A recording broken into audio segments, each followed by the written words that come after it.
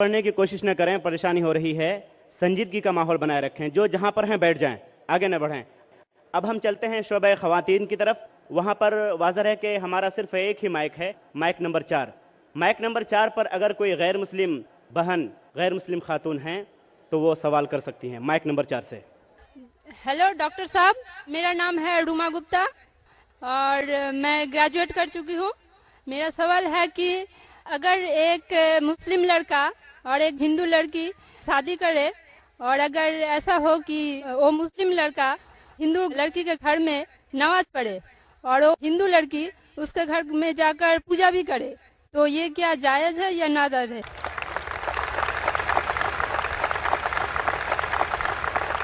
बहन का अच्छा सवाल है कि अगर एक मुसलमान लड़का हिंदू लड़की से शादी करता है तो क्या वो मुसलमान लड़का हिंदू के घर में जाके नमाज पढ़ सकता है, और क्या वो लड़की मुसलमान के घर में पूजा कर सकती है? नहीं। सबसे पहले कुछ शराइत है हर चीज़ के।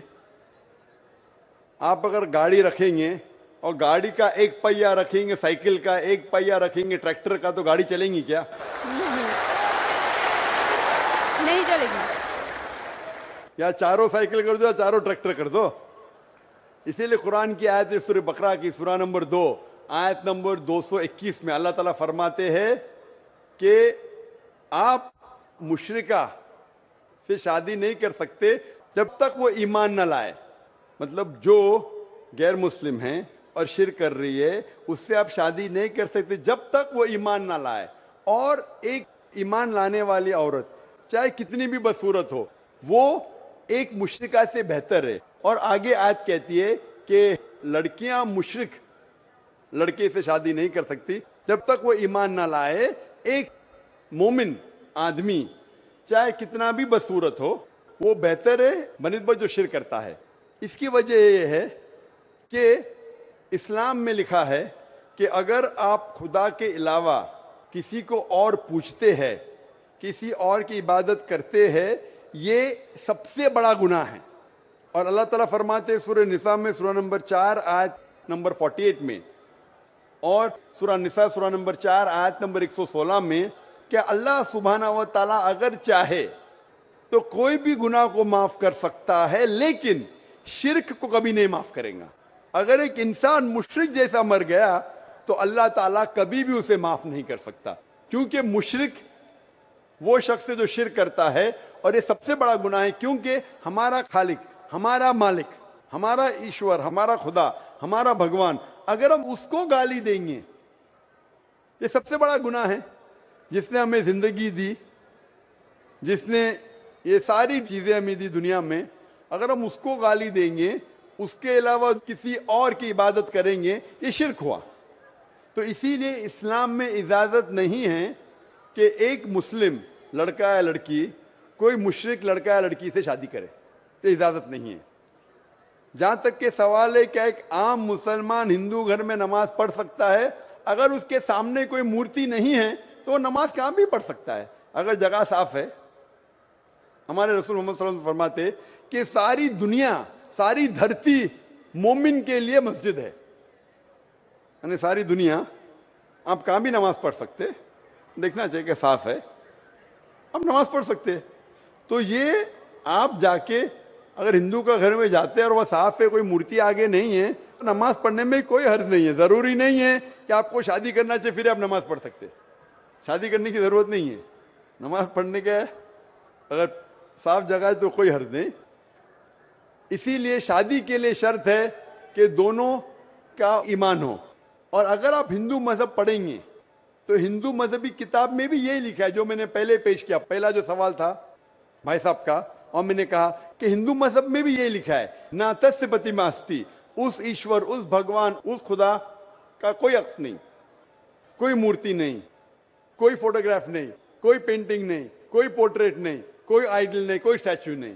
अगर ये मान ले कि कम से कम जो यकसा है हिंदू और इस्लाम के मजहबी किताब में, कम से कम उसके ऊपर अमल करे तो अक्सर हमारे मुश्किलात दूर हो जाएंगी।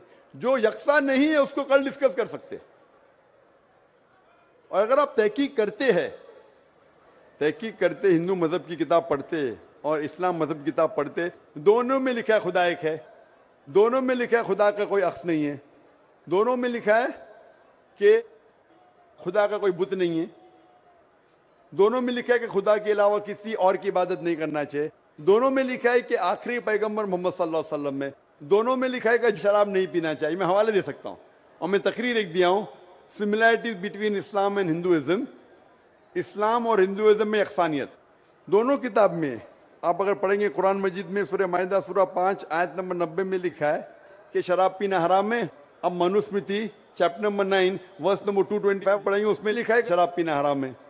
قرآن میں لکھے سورہ مائدہ سورہ نمبر 5 آیت نمبر 3، سورہ بقرہ سورہ نمبر 2 آیت نمبر 173، سورہ انعام سورہ نمبر 6 آیت نمبر 145 اور سورہ نحل چیپٹر 16 ورس 115 میں حرمت علیکم المیتۃ والدم ولحم الخنزیر وما اہل لغیر اللہ بھی، کیا آپ کے لیے حرام ہے مرا ہوا گوشت، خون، سور کا گوشت اور وہ کھانا جس کے اوپر اللہ کے علاوہ کسی اور کا نام لیا گیا ہے۔ آپ اگر ہندو مذہبی کتاب پڑھیں گے اس میں بھی لکھا ہے کہ سور کا گوشت کھانا حرام ہے۔ اگر آپ تحقیق کریں گے کافی یکسانیت ہے۔ اسلام مذہبی کتاب میں لکھا ہے قرآن میں سورہ نور میں سورہ نمبر 24 آیت نمبر 30 اور 31 کے اندر حجاب کے بارے میں، عورت کو الحمدللہ حجاب میں ہونا چاہیے، سر سے ڈھکا ہونا چاہیے اس کا جسم، صرف جو دکھ سکتا ہے وہ چہرہ اور ہتھیلی تک کے۔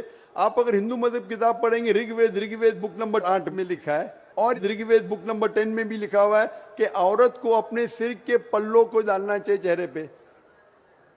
رگ وید میں بھی لکھا ہے کہ جب مرد کو دیکھے تو نظر نیچے کرنا چاہیے۔ یہ قرآن مجید میں لکھا ہے سورہ نور سورہ نمبر 24 آیت نمبر 30 اور 31 کہ جب بھی کوئی خاتون مرد کو دیکھتی ہے جو اس کا شوہر یا قریب رشتہ دار نہیں ہے، اور جب بھی کوئی مرد کوئی عورت کو دیکھتا ہے اور قریب رشتہ دار نہیں ہے تو اسے نظر نیچے کرنا چاہیے۔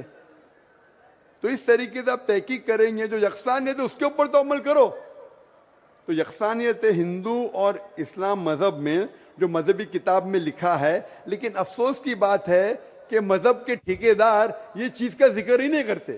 کیوں؟